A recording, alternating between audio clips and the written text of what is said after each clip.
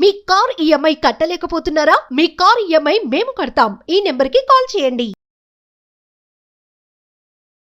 నమస్తే, welcome to Suman TV. ప్రస్తుతం మనతో శివరుద్ర సాధు గారు ఉన్నారు. వీరితో ఈరోజు కొన్ని విషయాలు మనం చర్చిద్దాం.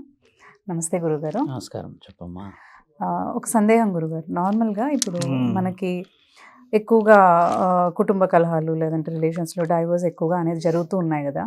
దీనికి కారణాలు మనం ఒకవేళ శాస్త్రబద్ధంగా చూసినట్లయితే అంటే ముహూర్తం పెట్టిన దానికి కానీ ప్రీ వెడ్డింగ్ షూట్స్ అని లేదంటే ఫ్రెండ్స్ వల్ల కొంచెం మనకి ఆ టైంకి జరగకపోవడం వల్ల ఏమన్నా అలాంటి పరిస్థితులు వస్తున్నాయంటారా కుటుంబాల్లో?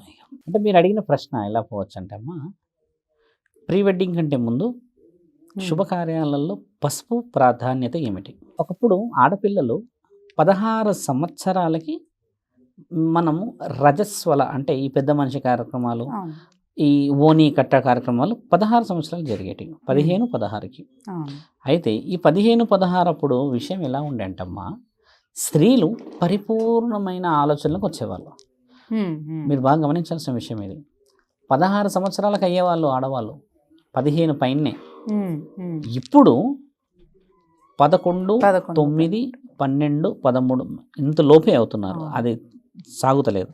16 సంవత్సరాలకి అయిన ఆ స్థితిని కొంచెం శాస్త్రంగా మాట్లాడతాం. ఒకప్పుడు పెళ్ళిళ్ళు, అమ్మాయి పెద్ద మనిషి అయ్యే కార్యక్రమము, ఈ సమూర్త అని కొన్ని ఏరియాలు అంటారు. ఈ రజస్వల కార్యక్రమాల విషయం అన్ని పక్కన పెట్టి చూస్తే కన్యాదానం కార్యక్రమం ఏదక్కడ ఎలా జరిగేది విషయం? 16 సంవత్సరాలకి ఒక ప్రకటన ఇచ్చారు వాళ్ళు. ఆ ప్రకటన కొంచెం మీకు వివరంగా చెప్తాం. ఇప్పుడు ఒక ఊరిలో తల్లి ఒక అమ్మాయి ఈ విధంగా ఉన్నది అన్న ప్రకటన ఆ ఊరంతా మన వాళ్ళే ఉండేవాళ్ళుగా ఒకప్పుడైతే, ఇప్పుడు కూడా అలానే ఉంటాయి ఊర్లు. ఒకప్పుడు ఇంకా వైవిధ్యంగా ఉండేది. అయితే ఒక ఊరు నుంచి 6-7 కిలోమీటర్లకి ఇంకో ఊరు ఉండేది. ఇప్పుడు కూడా ఊర్లు అలాగే ఉన్నాయి. ఈ ఊర్లో ఈ కార్యక్రమం అవుతుందని చెప్పేసి ఈ ఊర్లో పెద్ద మనుషులు వెళ్ళి ఆ ఊరు చెప్పొచ్చేవాళ్ళు. ఎందుకంటే ఎవరన్నా వధువులు ఎవరైనా వరుడు ఉన్నారా అన్న ప్రకటన పోయేటప్పుడు. అప్పట్లో ఆ కార్యక్రమం అయ్యే ముందు జరిగే విషయం చాలా, మీరు అడిగిన క్వశ్చన్ చాలా వైల్డ్ క్వశ్చన్ ఇది. ప్రీ వెడ్డింగ్ అన్నది చాలామంది ఈ మధ్య హెచ్చరిస్తున్నారు. ఎందుకంటే శాస్త్రం చెప్తున్నాం, అది ఎందుకు వచ్చిందో చెప్తున్నాం. ఆ 5 రోజులు మంగళ స్నానాలకు సంబంధించిన పసుపు శరీరానికి రాసి ఊరికి పసుపు రాయకపోయేవాళ్ళు. బాగా గమనించాల్సిన అవసరం ఉంది.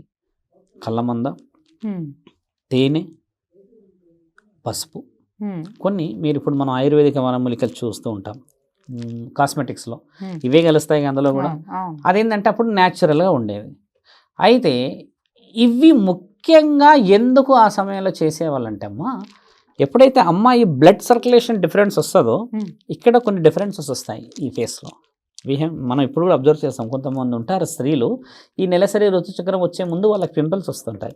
కొంతమందికి ఇదంటే మనం ఎలా అంటామో వెరీ డీప్గా వెళ్తున్నాను నేను. They have to know what is reality. మన సనాతన ధర్మం ఎక్కడ మీరు అన్నట్టుగా భ్రష్టు పడుతుందంటే ఆ యొక్క ఈ పింపుల్సే కానీ ఈ చర్మంలో వచ్చే ఆ మార్పులు చేర్పులని ఈ పిండి వస్తువులతోని, ఈ ఆయుర్వేదిక వస్తువులతోని ఈ పసుపును కూడా దంచేవాళ్ళు ఇలాగా. ఆ పెట్టినప్పుడు ఈ ముఖములో వచ్చే ఆ కాంతి పార్వతీమాత కిందకి వచ్చేసిందా అన్నంత అందం కనపడేవాళ్ళు ఆడవాళ్ళు. ఎందుకంటే అప్పుడప్పుడే బ్లడ్ సర్క్యులేషన్లో changes, body internal organs changes వచ్చి ఈ ముఖం ఎంత కళ వస్తుంది మీరు గమనించి చూడండి. పెళ్లి కూతురుని గుర్తుపడతలేరంటే ఈరోజు చూడండి దయ్యాలలాగా తయారైనారమ్మా ఆడవాళ్ళు. ఓ పెళ్ళికి వెళ్ళాము, అందరూ మధ్యలో ఈవిడ కూడా ఇంకా ఎగురుతూనే ఉంది అంతే. ఇంకా అది పాట పెట్టుకొని ఇంకా అంటే పెళ్లి కూతురు ప్రత్యేకత లేదే. పసుపు ఎందుకు రాసుకోవట్లేవు? ఫెయిర్ అండ్ లవ్లీ రాసుకుంటున్నారే బాగా. మరి ఎంతమంది ఫెయిర్ అండ్ లవ్లీ రాసుకొని తెల్లగయ్యారు ఒకసారి చూద్దాం. ఎవరు కూడా ఫెయిర్ అండ్ లవ్లీ రాసుకొని నేను ఎర్రగైనాను అన్నారా? ఇంతవరకు రిజిస్టర్డ్ లేదు. అయితే ఈ పసుపు అంటే ఈ పసుపు, ఈ పిండి, ఈ యొక్క కళ్ళమంద, ఈ తేనె ఇవన్నీ రాయడం చేత ఏమేదంటే అమ్మా, ఈ శరీరము ఎక్కువ కాంతివంతమయ్యి ఆ అమ్మాయికి వచ్చే ఆ కళ ఎవరైనా ఊరు వాళ్ళు వస్తే ఓహో ఈవిడ పెళ్లి కూతురు అన్న అందం కనబడేది. ఇప్పుడు కూడా అలానే కనబడాలనే కదా. ఓ హెవీ నల్లగుండ మొహాలు తెల్లగా అవుతున్నాయి రుద్దుకొని రియల్గా అయితే ఉండరు వీళ్ళు. తర్వాత ఫస్ట్ నైట్ రోజు, సెకండ్ నైట్ రోజు వీళ్ళ రియాలిటీ బయటపడుతుంది. మీరు అన్నది ఆ వర్షన్ వేరే అనుకుందాం. చాలామంది హట్ అవుతారు. కానీ నేను చెప్పాల్సిన అవసరం ఉంది. తెల్లగా ఉండాలి అని చేస్తున్న ప్రయత్నం ఫెయిల్డ్, అందంగా ఉండాలని చేస్తున్న ప్రయత్నం సక్సెస్ఫుల్. వాళ్ళు చేసింది ఏంది అక్కడ మరి? మన సనాతనాన్ని మనకు అందించింది ఏంది? మన తాతలు ముత్తాతల నుంచి అంటే కాళ్ళకి పసుపు పెట్టి చేతిలో వేడి తగ్గడానికి గోరింటాకు పెట్టే కార్యక్రమాలు ఉన్నాయి మన దగ్గర. ఇప్పుడు గర్భవతులకు పెడతాం మనం. కొన్నిసార్లు చిన్నగా మలిచి తినమన్నమ్మా లోపల చల్లగా ఉంటుంది, బిడ్డ ఎర్రగా పుడతాడే అని చెప్పి వేసిన వాళ్ళు ఉంటారు. ఇది ఎందుకు ఒక శాస్త్రం రాస్తుంది. గౌరీ ఇంటాకు అంటే గౌరీ ఇంటి ఆకు, గోరింటాకు ఏది ఉంటుందమ్మా వెరీ న్యాచురల్గా వచ్చే లీవ్స్ అవి. వేరే ఆకు ఏది పెట్టినా పండదు కదా. ఇప్పుడు ఎన్నో కెమికల్స్ ద్వారా చేతులు మండించుకుంటున్నాం, అది వేరే విషయం. కానీ అలా పసుపు రాసినప్పుడు 5 రోజులు ఎందుకు రాసేవాళ్ళు తెలుసా అమ్మ? బాగా గమనించాల్సిన ప్రశ్న. 5 పతివతల గురించి చెప్పేవాళ్ళు. ఒక్కొక్క రోజు ఒక్కొక్క పతివత గురించి చెప్పేవాళ్ళు. ఆ రోజు ఆ పతివతల యొక్క గొప్పతనం తెలవాలని చెప్పి ఒక్కొక్క రోజు ఎవరు రాసేవాళ్ళు తెలుసా అమ్మ? పసుపు మహానీయులకు తెలియదు, అక్కడ మేనత్తలు రాసేవాళ్ళు. మేనత్తలే, ఇంకా వేరే మేనత్తలు ఉండేవాళ్ళు అప్పట్లో. అమ్మ కూడా రాయదు, మేనమామే రాస్తాడు వచ్చి. మేనమామే ఎత్తుకుంటాడు, మేనమామే ముద్దు పెడతాడు, మేనమామే మనకు అన్నీ కడతాడంటే ఆయన విలువ 7 తరాలకు ఉన్నది.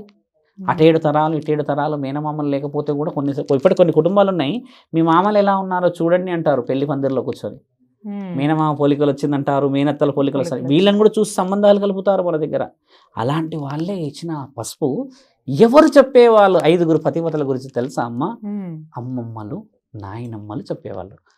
వయసు కొంచెం పైన పడిన వాళ్ళు చెప్పేవాళ్ళు. అప్పుడు ఈ బిడ్డకి ఏమొచ్చేదంటే, ఇది కొంచెం మనం తెలియాల్సిన సమయం. ఎందుకంటే ఆడపిల్లకి కామానికి కానీ, మోక్షానికి కానీ, సౌభాగ్యానికి కానీ, సంతానానికి కానీ, సంసార భాగ్యాన్ని మోయడానికి కానీ అప్పుడే ఆవిడ శరీరం సహకరణ మొదలవుతుంది. అంటే ఆలోచన శక్తి పెరుగుతుంది. కాబట్టి ఒక భార్యా నియమాలు చెప్పేటోళ్ళు కూర్చోబెట్టి అప్పుడు ఏం జరిగేది? డైరెక్ట్గా మైండ్లోకి వెళ్ళిపోయేది. ఓహో ఇలా ఉండాలా అంటూ అవన్నీ రాసి నువ్వు ఈ విధముగా పవిత్రారవుతావు. నువ్వు పసుపు రాసుకుంటే నీ అర్హత, గోరింటాకు అర్హత ఇది, చీర అర్హత ఇది, నీ కాళ్ళకి మెట్టల అర్హత ఇది, మెడలో పుస్తల అర్హత ఇది బ్రాహ్మణులు చెప్పకపోయేవాళ్ళు. కేవలం మన ఇంట్లో మన పెద్దవాళ్ళే చెప్పేవాళ్ళు. ఇది స్త్రీకి 5 రోజులకు చేసేవాళ్ళు. అక్కడ పురుషుడికి కూడా ఇదే విధంగా చేసి శ్రీరాముడి గొప్పతనం గురించి, ఎన్ని కష్టాలు వచ్చినా భార్యని వదలకూడదు అని, కుటుంబ బాధ్యతలను మరవకూడదు, తండ్రికి ఎదురు తిరగకూడదు, అన్నదమ్ములు కలిసి ఉండాలి, ఎంత దూరం పోయినా మన రక్తానికి విలువ ఉంది, కుటుంబానికి విలువ ఉంది, రంకు సోపతి పట్టకూడదు, సాకలివాడి మాట వినకూడదు అని రాసి ఉంటుంది శాస్త్రం. మా శివుడి గురించి రాసి ఉంటుంది. అర్ధనారీశ్వరి తత్వానికి ఎలా విలువిచ్చాడు, శరీరంలో ఎన్నో గొప్పల విలువిచ్చాడు అని కొన్ని శాస్త్రం రాసి ఉంటుంది. ఇలా ఉన్న వివరణలు పురుషుడికి చెప్పేవాళ్ళు, ఇక్కడ స్త్రీకి చెప్పేవాళ్ళు. ఇంత గొప్పగా ఉంది కదా తల్లి. కొంచెం లోపలికి వెళ్దాం. ఈ 5 పతివతలు ఎవరికి తెలుసు చెప్పండి? 5 పతివతలు ఎవరికి తెలియదు. 5 పతివతలలో పెళ్లిలోనే 3 పతివతలను చూపిస్తాం మనం. ఎలా చూపిస్తాం? ఎక్కడి నుంచి చూపిస్తాం? చూస్తే అర్ధనారీశ్వరి తత్వాన్ని చూయించింది పార్వతీమాత. మీరన్న జలహరి బెల్లం పెట్టేది ఇక్కడ ఒక దేవత. అరుంధతి నక్షత్రాన్ని చూయించే దేవత. అరుంధతి ఎవరు? భర్తని గెలిచిన వ్యక్తి. సంవత్సరంలోపే భర్త చనిపోతాడు అని చెప్తే అయినా పెళ్లి చేసుకొని ఆయనని ఒక దేశానికి రాజు చేసిన మహానీయుడు సతీ సావిత్రి, అనసూయ. మనందరము శత్రువులాగా చూసే రావణాసురుడి భార్య మండోదరి మహాపతివత. మండోదరి, మనము రావణాసురుడిని ఆయన రాక్షసులాగా చూసాం కదా, ఆయన భార్య 4వ పతివత తల్లి. ఆ మండోదరి చరిత్ర కూడా చెప్పేవాళ్ళు. భర్త నియమాలు చెప్పేవాళ్ళు. ఆడపిల్ల భర్త ముందు పైన కూర్చోకూడదని చెప్పేవాళ్ళు. అత్త మామల గౌరవం ఇవ్వమని చెప్పేవాళ్ళు. నువ్వు వంట ఏ విధంగా వండాలని చెప్పేవాళ్ళు. మడి కట్టుకునేవాళ్ళు.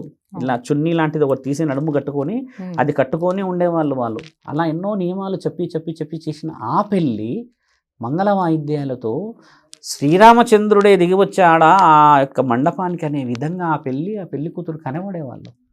ఈరోజు డీజేలంటూ నువ్వు పసుపు కుంకుమలు వేసుకొని ఒకరోజు ముందు చేస్తున్నావు. ఒకరోజు ముందు మనం పెట్టుకుంది. ఒకరోజు ముందు చేసే కార్యక్రమం మన సనాతన ధర్మంలో లేదమ్మా. మన సనాతన ధర్మంలో 5 రోజులు వెయ్యాలి పసుపు. 5 రోజులు వేసి 6వ రోజు ఇవ్వాలి. అప్పట్లో కొన్ని పాటలు ఉండే, గుర్తుందమ్మా? అలనాటి బాలచంద్రుడు వస్తున్నాడు అని. బాలచంద్రుడు అంటే శ్రీరాముడిని కానీ దేవాదేవతను పొందితే ఆ పాటలు వినబడేవి. ముత్తైదులు పాడేవాళ్ళు, మంగళగౌరి పాటలు పాడేవాళ్ళు. ఇవన్నీ ఎవరు పాడేవాళ్ళు? మన మేనత్తలు, అమ్మమ్మలు, చిన్నమ్మలు, పెద్దమ్మలు, మన వాళ్ళు పాడేవాళ్ళు. ఈరోజు నువ్వు పెట్టుకుంటున్న ఆ డీజేల వల్ల నీకు ఒంట్లో ఊపు వస్తుందే కానీ సంసారంలో ఊపు రావట్లేదే. ఎందుకు వస్తలేదు? నీవు చేసే పసుపు అపవిత్రమైనది, నువ్వు పెట్టుకున్న అన్నీ అపవిత్రమైనవి. మీకు తెలుసా అమ్మా, ఈ మన దగ్గర నుంచి మన గ్రంథాలు, మనం వాడుతున్న ఈ ఆయుర్వేదిక వనమూలికలు భారతదేశంలోనే పండేటి. తులసి నుంచి మొదలుపెట్టి కళ్ళమంద, పసుపు ప్రతి ఒక్కటి ఇక్కడ పండితే దేశాది దేశాల నుంచి వచ్చిన విదేశీయులు ఇవి మన దగ్గర నుంచి కొనుక్కోబోతారు. వాళ్ళ దగ్గర పెరుగవి ఇవన్నీ కొనుక్కుపోయి ఏం చేస్తున్నారు తెలుసా అమ్మ, కెమికల్స్ కలిపి మనకే అమ్ముతున్నారు ఎర్రగాడానికి. ఇప్పుడు మనమే కొనుక్కుంటున్నాం ఈ పౌడర్ ఆ పౌడర్ అని పెట్టి. మన వాళ్ళేమో తెలివిగా డబ్బాలు వేసుకుపోతారు, డబ్బాలు మనం కొనుక్కొని రుద్దుకుంటున్నాము. ఏ ఒక్కరు కూడా ఎర్రగైన లేరే. 40 సంవత్సరాలు అయితే ఆడవాళ్ళు దయ్యాలైపోతున్నారు, నల్లగా మొహం అయిపోయి ఇవన్నీ కిందికి వచ్చేసేసి ఎంటికెళ్ళు రంగు మారిపోయి నడవలేని పరిస్థితికి వచ్చేసి కెమికల్స్ రియాక్షన్స్ వల్ల శరీరం చెడిపోతుందని అందరికీ తెలుసు. కానీ మనకు ఎందుకంటే అందంగా కనబడడానికి మాత్రమే ముందుకు పోతున్నాం. అసలైన అందం మన శాస్త్రంలో రాస్తుంది కదమ్మా.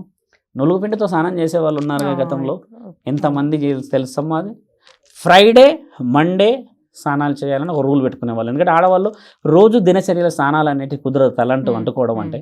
ఖచ్చితంగా శుక్రవారం చేసేవాళ్ళు కదా, వారానికి ఒక్కసారి రాయమనమ్మా పసుపు. రాసేవాళ్ళు ఉన్నారా తల్లి? మనకు లక్స్ కావాలి, ప్రీమియం లక్స్ కావాలంతే, ఆ స్మెల్ రావాలంతే. కానీ అసలైనది అది. ఒక్కసారి నువ్వు అన్న ఇంకో ప్రశ్నలు మనం వెనక్కి చూస్తే అమ్మా, ఎందుకు కోల్పోతున్నారు గురువు గారు అని అంటే, పవిత్రత ఏ రోజైతే లోపించిపోయిందో ఆ రోజే ధర్మశాస్త్రం ప్రకారంగా నీ యొక్క మానవ శాస్త్రాన్ని కోల్పోయావు నీవు. ఇప్పుడు పెళ్లికి ముందే నీవు అంత అశ్లీలంగా అల్లుకొని ఒక స్త్రీని నీళ్ళల్లో నలుగురికి చూపించేలా కెమెరా పెట్టిన నీవు 4 గోడల మధ్యలో ఏమి చూడగలవు మహానీయుడా? స్త్రీ ఒక గోప్యత, స్త్రీ ఒక శక్తి, సంసారం ఒక పరమాత్ముడిచ్చిన మహాయజ్ఞం. అలాంటి పవిత్రమైన పనులు అంత అపవిత్రంగా చేసి కెమెరాల ముందు నీవు ముద్దులు పెట్టి అలా పట్టి ఇలా పడితే అది ఎంతటి అశ్లీలం. కొంతమంది అరుస్తున్నారు, కొంతమంది ఏదేదో చెప్తున్నారు కదా. మానవులు తెలుసుకోవాల్సింది ఏంటంటే, సాంప్రదాయాన్ని భ్రష్టు పట్టించిన ఏ సంసారం కూడా ఇప్పటివరకు బాగలేదు. నువ్వు అన్నీ ఈ రోజే చూసేసుకో, నీ మళ్ళీ పెళ్లి రోజు ఏం చూసుకుంటావు? 3 నెలలైనాక నీ భార్యను ఏం చూసుకుంటావు? ఒక స్త్రీని పూర్తిగా చూడకూడదు అని చెప్పేసి శాస్త్ర గ్రంథం రాసింది తల్లి. నా తల్లి బాగా గుర్తుపెట్టుకో. దానికి సాక్ష్యమే మోహిని. ఆవిడ ఈరోజు రాక్షస తిరిగింది, కానీ ఆవిడ కొన్ని లెక్కలు ఉన్నాయి. కామం అనేది భార్యాభర్తలు చీకట్లోనే చేయాలి. ఎందుకు చేయాలి? అది చూస్తూ చేసేది కాదు, దాన్ని అనుభవిస్తూ పరమాత్ముడి ఆజ్ఞతో సంసార జీవితాన్ని గెలవడం. ఈరోజు లైట్లు పెద్దగా వేసుకొని కూర్చుంటామే. అలా ఎంత దాష్టికమైన స్థితి అంటే పరిస్థితి బాగలేదు. అక్రమానికి దారులు ఉన్నాయి ఇక్కడ. ఈ పసుపుకి ఎందుకు విలువ ఉంది? ఎందుకు పెడుతున్నారు? మన వాళ్ళు ఏంటంటే ఒకరోజు ముందు పెట్టి నెక్స్ట్ డే పెళ్లి చేసుకోగానే మొహం కాంతివంతంగా అయిపోతుందా? మొహం నీకు అందంగా కావాలన్న దాంట్లో 5 పతివ్రతల చరిత్ర ఉంది. నీ మొహం అందంగా కావాలన్న దాంట్లో నీ వంశ చరిత్ర దాగుంది. నీ మొహం అందంగా రావాలన్న దాంట్లో నీవు మోయబోయే అత్తవారి యొక్క గుణగణాలను మోసే, వంశోద్ధారకులను మోసే రక్తం అందులో పాకుతూ ఉంది. నువ్వు రాసుకున్న పసుపులోనే నీ భర్త జీవితం మొత్తం రాసింది. అది పసుపు హల్దీ ఫంక్షన్ కాదమ్మా, it is a life function. ఒక మనిషి పెద్ద మనిషి అయిన తర్వాత స్త్రీ ఒడి ఎందుకు నింపుతారో తెలుసా అమ్మ? చాలామందికి తెలియదు. ఆ అమ్మాయి ఒడి ఎంత నింపితే జీవితం అంత బలంగా ఉంటుందని నింపుతారు తల్లి. ఏ మొగుడికి ఎందుకు నింపారు ఒడి ఇలా కూర్చోబెట్టి? ఆలోచించు. స్త్రీకి ఎందుకు నింపుతారంటే అమ్మ, పిండాన్ని అండాన్ని కలిపి బ్రహ్మాండాన్ని మోయగలిగే శక్తి ఇచ్చిన వాడే మహానీయుడు. ఇప్పుడు పిండం అండం అని చెప్పింది ఎవరు తెలుసమ్మా? అండాశయాలు స్త్రీకి ఉంటాయి, పిండం వీర్య శక్తిలో పురుషుడికి ఉంటే ఆ 2 కలిసిన కలయికనే బ్రహ్మాండం. అండం పిండం బ్రహ్మాండం. అందుకే అండం పిండం బ్రహ్మాండం అని రాసి ఉంది, ఆ విధముగా రాసి ఉంది. అంతేగాని అఖిలాండ కోటి బ్రహ్మాండ నాయక అని చెప్పి ఆయన గురించి రాయలేదు, నీ గురించి రాశారు, ఈ శరీరం గురించి రాశారు. నీవు ఏ విధముగా బతుకుతే పరమాత్ముడు ఏ విధంగా ఆజ్ఞ ఇచ్చాడని రాశారమ్మా ఆ మహానీయులంతా. అలాంటి పెళ్లిని అంత భ్రష్టు పట్టే స్థితికి తెచ్చావే. చెప్పులు వేసుకొని వెళ్తారమ్మా పెళ్ళిళ్ళు. ఏ పెళ్ళిళ్ళు అయితే ఫంక్షన్ హాల్లో జరుగుతాయో, ఏ పెళ్ళిళ్ళు అయితే రోడ్ల మీద మీరు అన్నట్టుగా ఇంటి ముందు జరుగుతాయో దానికి విలువ చాలా బలంగా ఉంటుంది. ఫంక్షన్ హాల్లో జరిగితే పవిత్రత దేవాది దేవతలు రారు, ఎవడిళ్ళని వస్తారు అక్కడికి. నీ ఇంటి ముందు నీ భార్య పిల్లలు ఇద్దరు కలిసి పిల్లల్ని కానీ పెళ్లి చేస్తే, ఓహో నా యొక్క వంశం నా ఆది బీజం చేసిన ఈ పెళ్లికి నేను రావాలి అని దేవాది దేవతలు దిగుతారు అక్కడికి. గుడిలో చేస్తే ఆయన ఇంటికి మనం వెళ్ళామని చేస్తారు. ఫంక్షన్ హాల్లో చేస్తే ఏ దేవుడు వస్తాడమ్మా? ముస్లిం పండుగ ఆడనే అవుతుంది, క్రిస్టియన్స్ పండుగ ఆడనే అవుతుంది. ఆడ నువ్వు ఏమంటారు చనిపోయిన వాడి 11వ వాడి వర్ధంతి ఆడనే అవుతుంది. పెద్ద మనిషి అయితే నువ్వు ఆడనే తీసుకొస్తావు. ఎవడన్నా సెలబ్రేషన్ తీసుకొస్తే వాడి జెండాలు దండాలు ఆడనే వేస్తావు నువ్వు. అత్యంత అభ్రబ్రహ్మలోకమైన మానవ శరీరాలు కలుసుకునే ఒక కళ్యాణ గడియని కూడా అక్కడే రాస్తే, చెప్పులు వేసుకొని రాస్తే, మనం మాంసం ముద్దలను వండుతుంటాంగా అవన్నీ చేస్తే ఎలా అమ్మా పవిత్రత వస్తుంది? ఒకప్పుడు 7 రోజుల ముందు మాంసాహారం మానేసేవాళ్ళు పెళ్లిలో. మనం ఇట్లా ఓవరాల్గా అడుగుదాం, చాలా మంది ఇప్పటికి పాటిస్తున్నారు. నైటే పెళ్లి జరగాలి, అరుంధతి నక్షత్రాలు, దేవాది దేవతలు అప్పుడు మనల్ని ఎదురు చూస్తూ ఉంటారు. ఇవన్నీ ఎందుకు కోల్పోయాం? ఈరోజు నీ సెల్ఫిష్కు నీ సుఖాన్ని కోల్పోయావుగా. మరి అలా ఎలా అడుగుతావు దేవుడిని? దేవుడా నా భర్తను తీసుకురా అని అడుగుతావు, అమ్మ కొబ్బరికాయలు కొడుతూనే ఉంటారు. నువ్వు ఏం పాటించావు? మీ అమ్మ నాన్న నీకు ఏం పాటించుడు ఇచ్చారు? గుణగణాలు రావాలి అని అంటే అమ్మ ఫస్ట్ గుణవంతులను నీ కడుపులో కానీ ఆ గుణవంతుల తల్లిదండ్రులు ఆ తల్లిదండ్రులు వాళ్ళని కంటేనే పారంపర్యంగా వస్తుంది కదా. సన ఆతన ధర్మం అంటే మనది సంస్కృతి, చాలా సౌష్ఠవమైన విలువలు, సాంఘికమైన శక్తులు కలిగిన ఆచరణ కలిగింది కాబట్టి సనాతన ధర్మమైంది. ఒకసారి ఆలోచించమ్మా, నిండు చీర కట్టుకున్న స్త్రీని ఊరచూపుతో ఇలా చూస్తేనే కోపం వచ్చేస్తుంది మనకి. అన్ని కట్టుకున్న స్త్రీని పసుపు కొమ్మలు అన్ని పెట్టుకొని, కాళ్ళకు అన్ని పెట్టుకొని ఇక్కడ నించున్నప్పుడే ఎవడన్నా చూస్తే ఒళ్ళు మరిగిపోతుంది మనకి. అలాంటిది నీవే కెమెరాలు పెట్టావే, ఇలా సిగ్గనిపించలేదా మనకి? అలా చాలామంది ఎన్నో తప్పుల్లోకి వెళ్తున్నారు. అది చూయించుకోవడానికి ఏముండదు ఇంకక్కడ. You are absolutely negative mark. కొన్ని ఉంటాయి క్వశ్చన్ పేపర్స్ చూడకూడదు. శివరుద్ర చదువుకుంటే నేను ఫెయిల్డ్ స్టూడెంట్ అనుకోండి, అన్ని సబ్జెక్టులు ఫెయిల్ అవుతాయి, నేను 6వ సబ్జెక్టులు నన్ను చూడొద్దు, ఫెయిల్ అవుతాడు అని పేపర్ పడేస్తారు. అందుకని ఇలా పోతుంది ఇది. మన శాస్త్రాన్ని కాపాడండి తల్లి, మీరు ఇలాంటివి ఎన్నో చేసి ఎన్నో చెప్పించండి. కొంతమంది స్త్రీలు ముతుకుంటున్నారు ఎలా ఉంటుంది మన సాంప్రదాయం అని. ఇలాంటివి చాలా చేసి భవితరాలను కాపాడదాం. రెండు చాలా తెలియాలి. దేనో వాళ్ళకి తెలియాల్సింది. మళ్ళీ ఇంకోటి పురోహితుడు కూడా చెప్పాలి. పురోహితుడు చెప్పట్లేడు, పురోహితుడే డీజే సాంగ్స్ ఎగురుతున్నాడే. అమ్మ పురోహితుడు భలే వేస్తున్నాడు డ్యాన్స్. అయినా మొన్న చూసా, ఆయన ఎక్కడ నేర్చుకున్నాడు డ్యాన్స్? అంటే మంత్రాలు చదివితే సరిపోదు, మంత్రాలు చదివినప్పుడు పైనున్న మహానీయుడు కదిలి రావాలి తల్లి. అది కదా మంత్రం శక్తి. మంత్రాలకి విలువ ఎక్కడ పోతుంది తెలుసా అమ్మ? నీ మనసు పవిత్రమైనది కాకపోతే. మంత్రాలకి పవర్ ఉంది మన దగ్గర, యంత్రాలకి పవర్ ఉంది మన దగ్గర. ఇన్ని ఉన్నాయి కాబట్టే ఈరోజు మీరు నేను ఆ చల్లని ఏసీలు కూర్చోగలిగాం. ఎంతమంది పుణ్యాత్ములు పుణ్యం చేస్తే ఈరోజు తింటున్నాం తల్లి. మరి మనం పుణ్యం చేయకూడదా? వాళ్ళు తినకూడదా మన తరాలు? అలా చేయకండి, ధర్మం కాపాడాలని మీరు అందరికీ చెప్పండి తల్లి. ఇదమ్మా మీరు అన్న విషయాలు. అలాగే అండి, చాలా చక్కగా వివరించారు. ధన్యవాదాలు. నమస్కారం.